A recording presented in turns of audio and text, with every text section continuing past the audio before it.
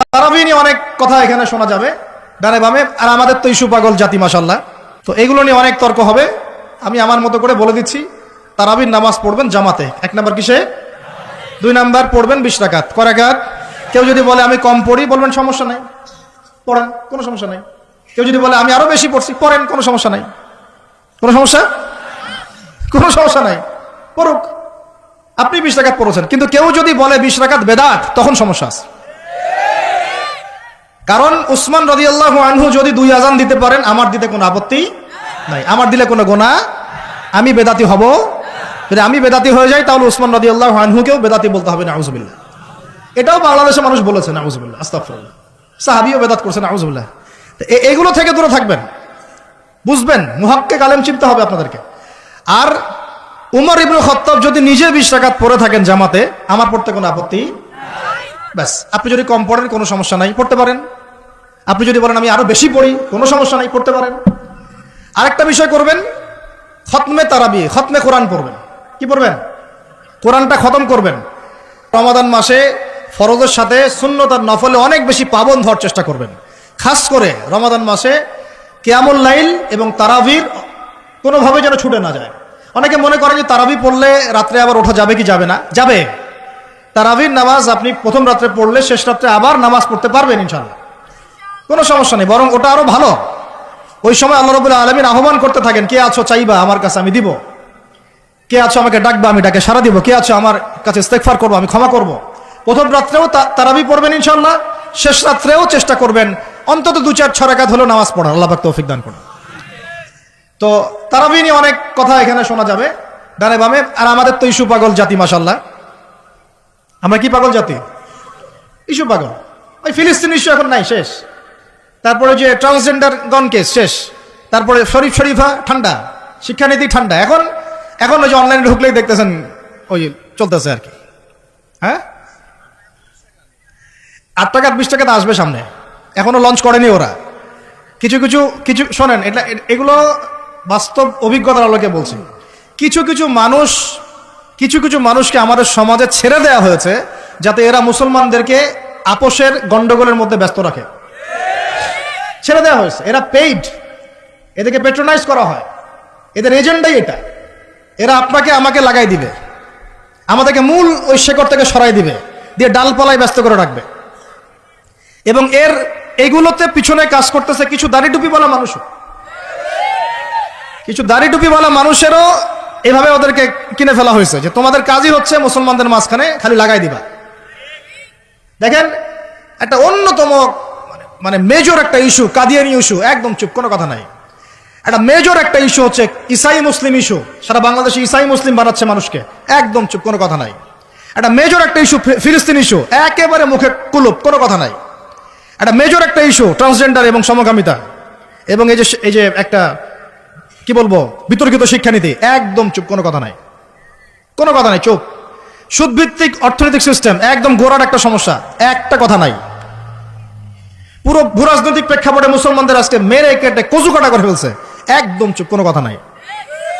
পরে থাকবে তোর আমিন জোরে আর আমার আস্তে, তো হাত কোথায় বাদস, নিচে না উপরে, তো রফল ইদেন করস না পায়ে পা লাগাস না।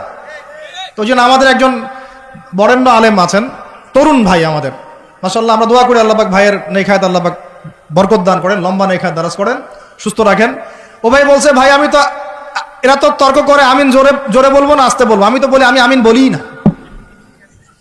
দেখি আমি যদি আমিন না বলি, আমার নামাজটাকে কেউ ভুল প্রমাণ করে দেখাক, দেখেন আমার নামাজ বাতিল প্রমাণ করে দেখান, আমি আমিন বলিই নাই।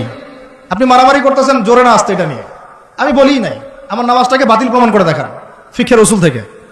পারবেন? কিয়ামত পর্যন্ত পারবেন না, কিয়ামত পর্যন্ত পারবেন না, কারণ ওটা কোনো ফরজ কিছু ছিল না। নামাজ হয়ে গেছে, আমার নামাজ কি হয়েছে, হয়ে গেছে। একজন বলতেছে যে কি, হ্যাঁ চুপে না আসতে, একটা কি হাত বাঁধাবাঁধি, হ্যাঁ নাভের উপরে নিচে ইত্যাদি ইত্যাদি। তো ভাই আমি বাঁধি নাই, হাত কি করি নাই, আমার নামাজ ভুল প্রমাণ করে দেখান, বসেন নামাজটা দেখি, হাত বাঁধি নাই, আমার নামাজ হয় নাই, প্রমাণ করে দেখান। তাহলে আপনাদেরকে বুঝাইতে চাচ্ছি যে মূল যে বড় বড় ইস্যুসগুলো আছে, আমাদের শেকড়ের সমস্যা, এইগুলো থেকে দৃষ্টিভঙ্গি সরাই দিয়ে সারাদিন এমন কিছু বিষয় নিয়ে আমাদেরকে ব্যস্ত করে রাখা হয়েছে, যার ফলে আমরা আমাদের মূল গন্তব্য থেকে সরে গেছি। আরো 100 বছর এভাবে চলতে থাকেন তাহলে নাকি ভাই? আরো 10-20 বছর এভাবেই যাক নাকি?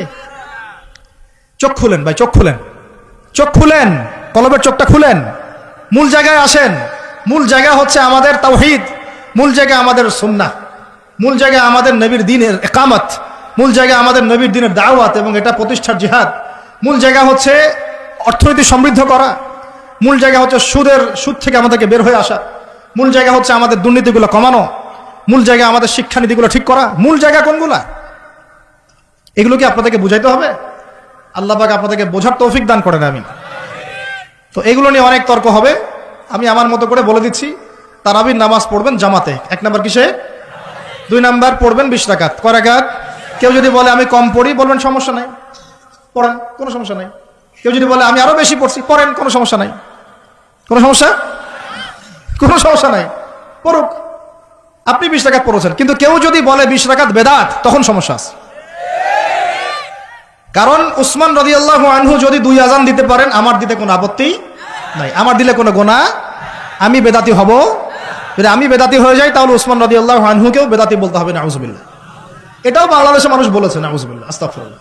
সাহাবীও বেদাত করছেন, নাউজুবিল্লাহ। তো এগুলো থেকে দূরে থাকবেন, বুঝবেন, মুহাক্কিক আলেম চিন্তা হবে আপনাদেরকে। আর উমর ইবনে খাত্তাব যদি নিজে 20 রাকাত পড়ে থাকেন জামাতে, আমার পড়তে কোনো আপত্তি ব্যাস। আপনি যদি কম পড়েন, কোনো সমস্যা নাই, পড়তে পারেন। আপনি যদি বলেন আমি আরো বেশি পড়ি, কোনো সমস্যা নাই, পড়তে পারেন। আরেকটা বিষয় করবেন, খতমে তারাবি, খতমে কোরআন পড়বেন। কি পড়বেন? কোরআনটা খতম করবেন। আল্লাহ রাব্বুল আলামিন এই 8টা কাজ করার তৌফিক দান করে। আর 2টা বাড়াই দিব, এটা তো হচ্ছেন, আর 2টা বাড়াই দিব। 9 নাম্বার, এটা হচ্ছে রমাদান মাসে 8টা কি মনে আছে আপনাদের? আমি তো ভুলে যাচ্ছি, আমার সাথে বলেন তো। 1 নাম্বার কি বলছিলাম? তাকওয়া অবলম্বন করবো ইনশাল্লাহ, ঠিক আছে ভাই? 2 নাম্বার কি বলছিলাম জানি? কোরআনের হক আদায় করা। 3 নাম্বার বেশি বেশি দোয়া করা। 4 নাম্বার কি বলেছিলাম? হ্যাঁ, যদি সম্ভব হয় বাইতুল্লাহ জিয়ারত, উমরা করা। 5 নাম্বার বলেছিলাম বেশি বেশি মানুষকে ইফতার করানো। 6 নাম্বার কি বলেছিলাম? যাকাতগুলো দিয়ে, সবগুলো ফরজের পাবন্ধ হওয়া, স্পেশালি যাকাতগুলো দিয়ে দেওয়া। 7 নাম্বার বলেছিলাম বেশি বেশি দান সদকা করা। 8 নাম্বারে কি বলেছিলাম? এই তারাবির সালাত এবং নফল আমলগুলো বাড়ানো। তারাবির সালাত পড়বেন, নফল আমল, সুন্নত আমল বাড়াই দিবেন। আল্লাহ পাক তৌফিক দান করেন, আমিন। 9 নাম্বার বলতে চাচ্ছিলাম যে প্রত্যেকটা এলাকা থেকে, প্রত্যেকটা মসজিদ থেকে, প্রত্যেকটা মাদ্রাসা থেকে রমাদান মাসে বিনামূল্যে কোরআন শিক্ষার কার্যক্রম চালু করে। পারা যাবে ইনশাল্লাহ? অন্তত আপনাদের এলাকা থেকে, এই এলাকার মসজিদ থেকে, এখানকার মাদ্রাসাগুলো থেকে বিনামূল্যে কোরআন শেখানোর কার্যক্রম করা যাবে না ইনশাল্লাহ? নারী পুরুষ সবার জন্য উন্মুক্ত করে দেন, সবার ঘরে ঘরে কোরআন শিক্ষাটা পৌঁছে দেন। তাহলে আমরা ওস্তাদদেরকে হাদিয়া কিভাবে দিব? যারা শ্রম দিবেন, সময় দিবেন, আপনারা আপনাদের পকেট থেকে অর্থ বের করে কালেকশন করে ওস্তাদকে হাদিয়া দিবেন ইনশাআল্লাহ, এবং মানুষের জন্য ফ্রি করে দিবেন। তারা আসবে, শিখবে, এবং 1 মাসের মধ্যে কোরআন শেখানো যায় না? কিছুটা শেখানো যায় না?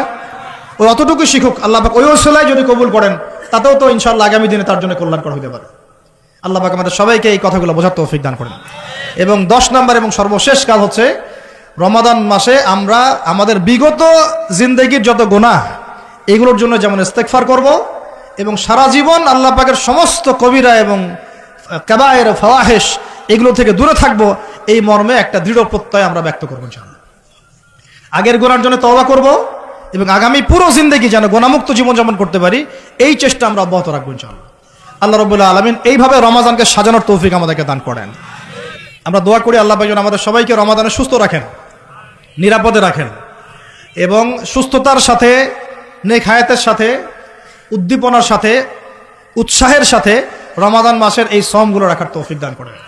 বেশি বেশি রমজান মাসে কোরআন তেলাওয়াত করার তৌফিক দান করেন, দান সাদাকা করার তৌফিক দান করেন, আমাদের মা বোনদেরকে খাস পর্দায় রাখার তৌফিক দান করেন, সমস্ত হারাম ছেড়ে দেওয়ার তৌফিক দান করেন, সমস্ত কবিরা গুনাহ ছেড়ে দেওয়ার তৌফিক দান করেন, ফরজগুলোকে মজবুতির সাথে ধরার তৌফিক দান করেন, সুন্নত এবং নফলের পাবন্ধ হওয়ার তৌফিক দান করেন, তারাবির সালাত এবং কিয়ামুল লাইল আদায় করার তৌফিক দান করেন, যদি সম্ভব হয় আল্লাহর ঘর জিয়ারতের তৌফিক দান করেন।